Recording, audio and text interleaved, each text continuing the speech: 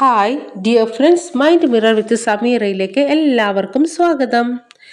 നിങ്ങൾക്ക് ഒരിക്കലെങ്കിലും ഇങ്ങനെ തോന്നിയിട്ടുണ്ടോ? അന്ന് അങ്ങനെ പറയരുതായിരുന്നു, ആ തെറ്റ് ഞാൻ ചെയ്തില്ലായിരുന്നുവെങ്കിൽ എല്ലാം എൻ്റെ കുറ്റമാണ്. ഈ ചിന്തകൾ ദിവസങ്ങളല്ല, ചിലപ്പോൾ വർഷങ്ങളോളം നിങ്ങളുടെ മനസ്സിൽ കിടക്കും. ഇതാണ് കുറ്റബോധം. കുറ്റബോധം ചിലപ്പോൾ നമ്മളെ നല്ല മനുഷ്യരാക്കും. എന്നാൽ അത് വിട്ടുകളയാൻ കഴിയാതെ മനസ്സിൽ സൂക്ഷിച്ചാൽ അത് നമ്മുടെ മനസ്സിനെയും ശരീരത്തെയും തളർത്താൻ തുടങ്ങും. ഇന്ന് ഇതിന്റെ പിന്നിലുള്ള സൈക്കോളജി എന്താണെന്ന് മനസ്സിലാക്കാം. ഫ്രണ്ട്സ്, സൈക്കോളജി പ്രകാരം ഒരു ഇൻബിൽറ്റ് വാർണിംഗ് സിസ്റ്റമാണ് കുറ്റബോധം. അതായത് നമ്മൾ മറ്റൊരാളോട് മോശമായി പെരുമാറുമ്പോൾ നമ്മുടെ ബ്രെയിൻ ഉടനെ നമുക്ക് മുന്നറിയിപ്പ് തരും. നോക്കൂ, നീ ചെയ്തത് തെറ്റാണ്, പോയി സോറി പറഞ്ഞ് ബന്ധം ശരിയാക്കൂ, അല്ലെങ്കിൽ നീ ഒറ്റപ്പെട്ടു പോകും എന്ന്. അതിനാൽ പല തെറ്റിൽ നിന്നും നമുക്ക് ഒഴിഞ്ഞു പോകാൻ പറ്റുന്നു. കുറ്റബോധം എന്ന ഒരു വികാരം മനുഷ്യന് ഇല്ലായിരുന്നെങ്കിൽ ഇന്നത്തെ ഈ സൊസൈറ്റിയും നിയമങ്ങളും ഒന്നും ഉണ്ടാകുമായിരുന്നില്ല.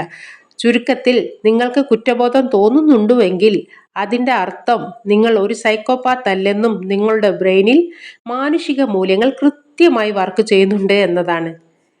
എന്നാൽ എല്ലാ കുറ്റബോധവും നല്ലതാണോ? അല്ല.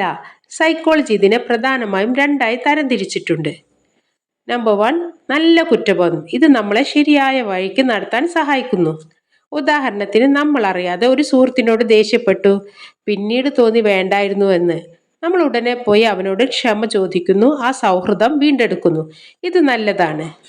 നമ്പർ 2, ടോക്സിക് ഗിൽറ്റ്, അതായത് വിഷലിപ്തമായ കുറ്റബോധം. ഇതാണ് അപകടകാരി. നമ്മുടെ നിയന്ത്രണത്തിൽ ഇല്ലാത്ത കാര്യങ്ങൾക്ക് പോലും നമ്മൾ സ്വയം കുറ്റപ്പെടുത്തുന്ന അവസ്ഥയാണിത്. ഉദാഹരണത്തിന്, ഒരു വലിയ അപകടത്തിൽ എല്ലാവരും മരണപ്പെട്ടു, ഒരാൾ മാത്രം രക്ഷപ്പെട്ടു.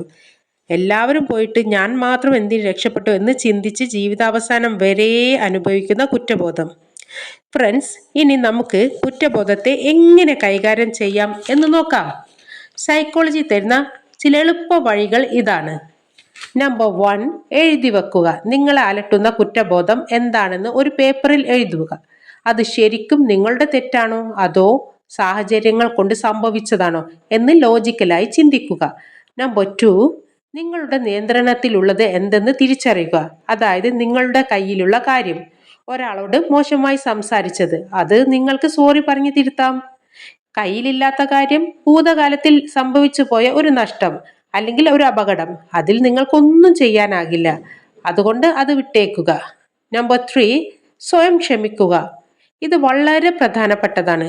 നമ്മൾ ആരും പെർഫെക്റ്റ് ആയ മനുഷ്യരല്ല. തെറ്റുകൾ എല്ലാവർക്കും പറ്റും. തെറ്റുകളെ ജീവിതത്തിലെ ഒരു പാഠശാലയാക്കി മാറ്റുക, അല്ലാതെ ഒരു ജയിൽ മുറിയായി കണ്ട് സ്വയം ശിക്ഷിച്ചു കൊണ്ടിരിക്കരുത്. ഫ്രണ്ട്സ്, അതുകൊണ്ട് പ്രിയപ്പെട്ടവരെ, അടുത്ത തവണ നിങ്ങൾക്ക് എന്തെങ്കിലും കാര്യത്തിൽ കുറ്റബോധം തോന്നുമ്പോൾ അതിനെ ഓർത്ത് തളർന്നു പോകരുത്. അത് നിങ്ങളുടെ മനസ്സിന്റെ ഒരു അലാം ബെൽ മാത്രമാണ്.